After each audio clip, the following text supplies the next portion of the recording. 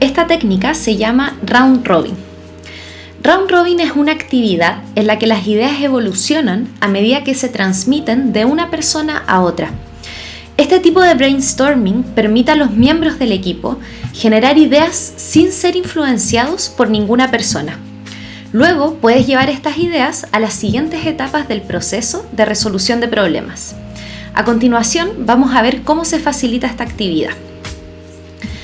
Ahora en pantalla estamos viendo un template que es de Luma Institute y lo podemos encontrar en Mural.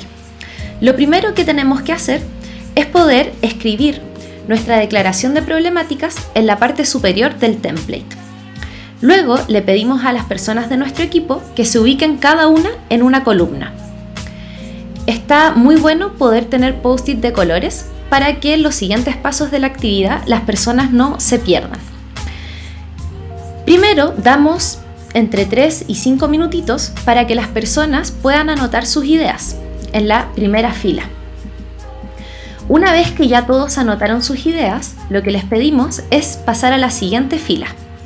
Acá la instrucción que tenemos que dar como facilitadores es pedirles que primero se muevan una columna hacia la derecha, es decir, si yo soy la persona del post-it amarillo, ahora me muevo hacia la segunda columna.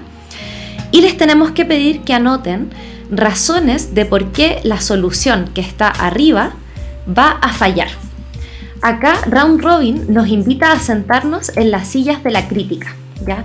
Acá tenemos que pedirles a las personas de nuestro taller que se pongan pesimistas y que evalúen la idea que está arriba y escriban acá todas las razones de por qué va a fallar. Una vez que ya tenemos esas razones, pasamos al tercer paso, donde les pedimos a las personas que nuevamente se muevan de columna. O sea, yo partí acá escribiendo mi idea, luego escribí las razones de por qué la solución 2 va a fallar y ahora paso a la columna número 3. Y acá les pedimos que todos anoten en unos 3 o 5 minutitos nuevas ideas que ahora van a resolver la crítica que está en la fila superior.